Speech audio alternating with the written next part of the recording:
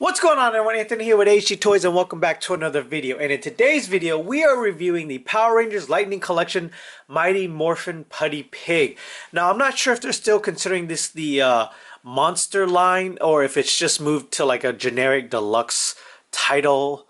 I'm not too sure on that. I know like the deluxe line or the monster line didn't do too well. I don't know. It's weird. Anyways, this came in from Amazon today. I was not expecting this at all. If you guys follow my Instagram at the handle AHD Toys, I posted a while back that this was up and available for order on Amazon, and sure enough, it shipped out 2 days later. Here it is. So this box is a lot bigger than I thought it was going to be. Obviously, you guys are well aware of the Comic-Con exclusive one, or Hasbro Pulse exclusive one, whatever you want to call it. But the retail one did hit first, so let's go ahead and take a look at the box. Now, it is your standard Lightning Collection box art style. You have the window packaging, Power Rangers Lightning Collection Mighty Morphin Pudgy Pig. The figure itself, some artwork of the figure. Mighty Morphin on the side. There is not much in terms of the actual side picture on this side. You have a 3D rendering of the figure on the back. A much better promotional art on this side. You have nothing but red at the top. Legalese at the bottom. Here is the barcode if you guys want to go ahead and screenshot that. I know they are also popping up at Targets today. So there you go for that. And yeah, enough of me rambling about the box. Let's go ahead and crack this guy open and see how cool he actually is. Alright, and here we have the figure out of packaging. So there is some assembly required with this guy. He comes with his little, like, I don't even know what you would call this. It's not a mohawk, but it's the piece that goes on top of his helmet. It has 2 pegs right here, 2 portholes right there in the helmet. All you gotta do is line her up and kind of just pop it into place until it pops. And yeah, so there was no like click that I had on my figure, I don't think. But it does just kind of go in, and there you go. The first Lightning Collection figure that is technically required some assembly. But other than that, I don't know if you would count that as an accessory or whatnot. But if you do, that is one of the accessories. And let's go take a quick look at the rest of the accessories. So obviously he comes with his 2 utensil holding hands on him out of packaging.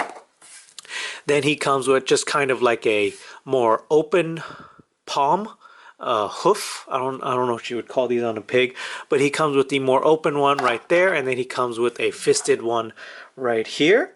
So very nice paint details on these. There is a slight, I don't know if that's a mole or just like some more paint that, I think that's just paint that kind of fell on, because yeah, there's no mole on this hand. So there's a slight paint defect on mine, but no big deal. And then the 2 weapons that he comes with is a knife and a fork. So that's pretty cool. All you gotta do is just kind of like port that in there like so. It doesn't hold it very well. Yeah, there we go. And it just kind of, oh, you know what? They might go in the opposite hands because this is a lot smaller. So maybe this one goes in here. Yeah, no, maybe. I don't know. That one doesn't really go in there. Does this one hold it? This one holds the knife pretty well. So I just got to mess around with this for a little bit, see what's going on here. Mine is starting to bend a little bit, but no big deal. So there you go. That is, oh, no, I lied. There is another accessory piece here. There is the lightning effect. So you just kind of like a little like yellowish green one that you kind of like, the box shows it on the fork. It looks like it's just kind of like that. That is a very, very terrible effect piece. I think it just works better on the knife. Maybe, yeah, I think it works better on the knife. I don't know why the box shows it on the fork. But it goes like that. Once again, I'm not a big fan of these pieces. I could do without them. They're just basically recycling at this point. Every now and then we'll get a new one. But yeah, enough of accessories. What do you say we take a closer look at the figure? So taking a closer look at the figure, we have a very, very good figure here. The sculpting on this guy is honestly pretty crazy. There's lots of like a wrinkle to give like a leathery look to his skin. Not much in terms of paint, obviously. All you have is like the pinkish hue of the pig itself. You have his painted like fingernails and toenails or whatever you would call them. The ear is sculpted in very nicely. You have the darker helmet sculpt that is on him. It is not removable. It is attached to him probably by glue. And then you have his little piece right here. The bristle sculpting on this is done very, very nicely. It almost feels like it would be a brush. It's sculpted that well.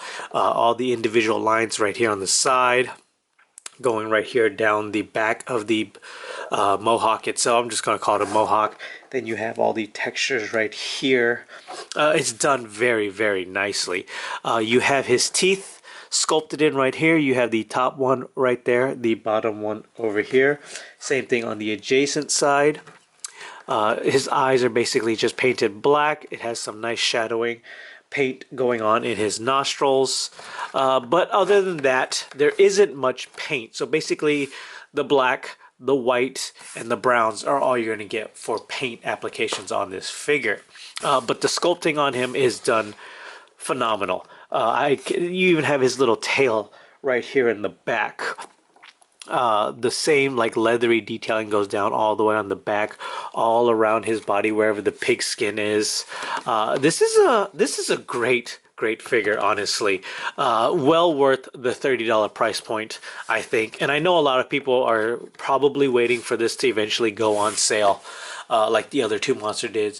I mean, honestly, if it does, and you guys are able to pick this up for like $8, that is a killer deal. But honestly, at the $30 price point it is right now, I think it's well worth it, just for the sculpting detail itself. So enough of that. What do you say we go ahead and take a look at his articulation? So as far as articulation goes, there is a kind of like a body movement. There is a little hip area going on right here, so he does kind of like wobble side to side. He does have like a ball joint at his arms, so the arms will go out about that much. They will rotate full 360. There is a slight butterfly on them as well, so it'll go forward about that far, back about that far. They don't move very much, but it does give it a decent amount of range of motion. We'll go up and down. Single jointed elbow, rotates at the elbow. You have his swivel. We'll do a full 360. You have it hinging in and out, so it'll go in about that far, out about that far. Then once again you have the body movement that will do a full 360. You have the legs, it'll do the splits about that far.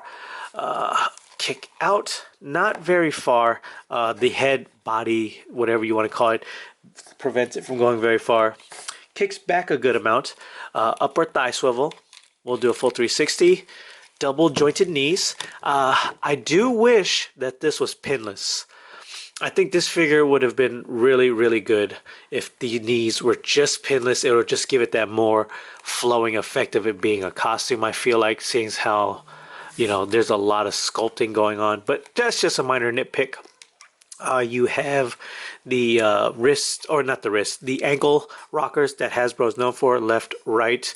We'll go back very far, forward not too much, just enough to get him to like kind of lean forward. There is no articulation in the ears, but there is articulation in the mouth itself. So his upper head will open a very good amount. And back there, I don't know if it's going to pick up in camera. Let me see if I can get a flashlight. Give me 1 second. So back there you could kind of see they did sculpt in the back of his mouth. So that's a very nice detail that they didn't have to add. There it is. You can see it at that angle. Got his little thing hanging back there. The tongue is nicely sculpted actually. It's very textured. But other than that, they really didn't have to go and sculpt the back of the mouth like they did. So that's a nice little touch. But yeah, so the mouth does open about that far. And it does, like, you know, it doesn't just open that far. It can like go in like different ranges of motion, so you can put the food in there. So with that being said, let's go ahead and talk about the difference between this and the Hasbro PulseCon exclusive that a lot of people are clamoring about. Okay, so as far, I mean, I don't have one in hand just yet. It hasn't shipped out yet. And honestly, I think after having this guy in hand, if he doesn't ship out by the time this video goes live, I'll probably cancel my order. So as far as I can tell, the only difference between this and the Hasbro PulseCon exclusive one is one, the major difference is that the packaging. Now, a lot of people are, oh, I guess the pricing. This retails right around $30. The Hasbro Pulse one retails right around $60. So almost double the price. Are you getting double the price worth of your value?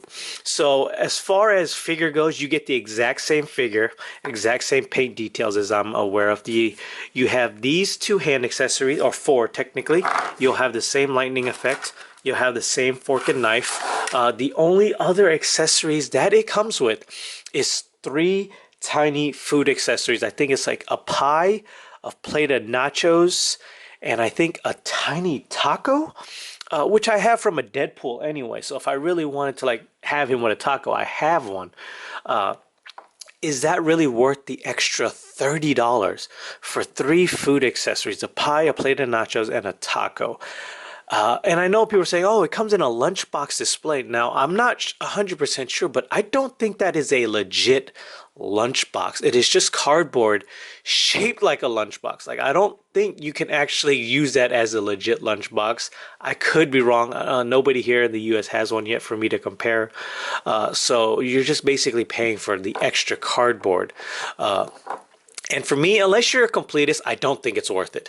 If you just want the figure in hand and you don't really care for the food accessories, I can leave links to food accessories down in the description if you guys really want some food accessories. Like, I think Amazon sells like the 1/12 scale doll food accessories for like $10. And you get like a whole array of different food, not just three pieces.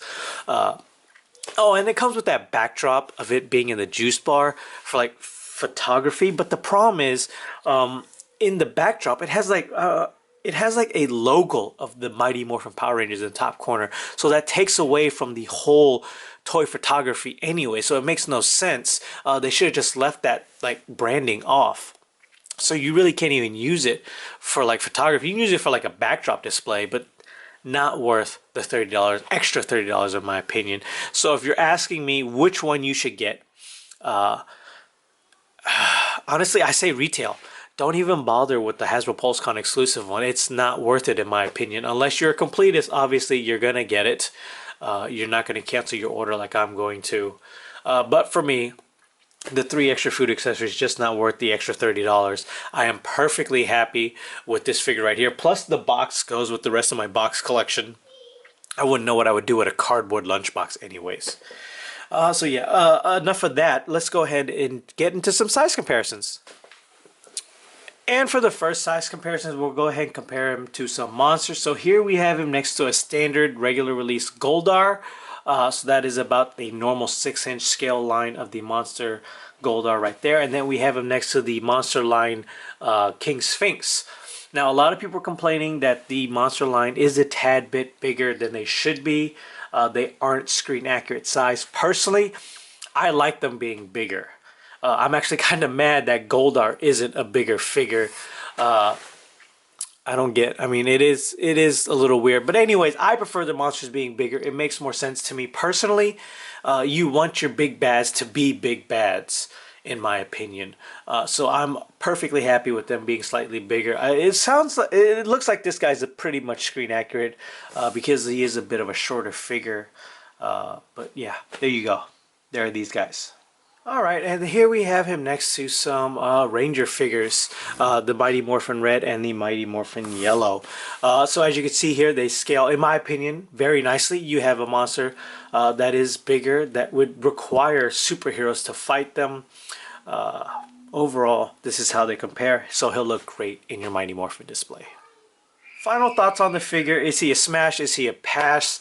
I would say definitely get the retail version. You won't regret it. If you have the cojones to wait to see if it goes on sale, definitely if this guy goes down to $8, even at $15, I think it is a killer deal. I would say pass on the Hasbro Pulse one though. Definitely pass on that. Not worth the double the price tag that they are asking for. The $60 for the cardboard lunchbox, the backdrop and 3 tiny food accessories is not worth it in my opinion. So I'll leave links down below on where you can get this guy from Amazon, Target, and then the food accessories I was talking about. And if you guys really still want the Hasbro Pulse one, I'll leave links on where you can order that. I don't even believe he's sold out yet. I think he's the only Hasbro PulseCon exclusive to not sell out. So yeah, guys. Anyways, thank you for watching. Remember to like, comment, subscribe, and until next time, guys. Later.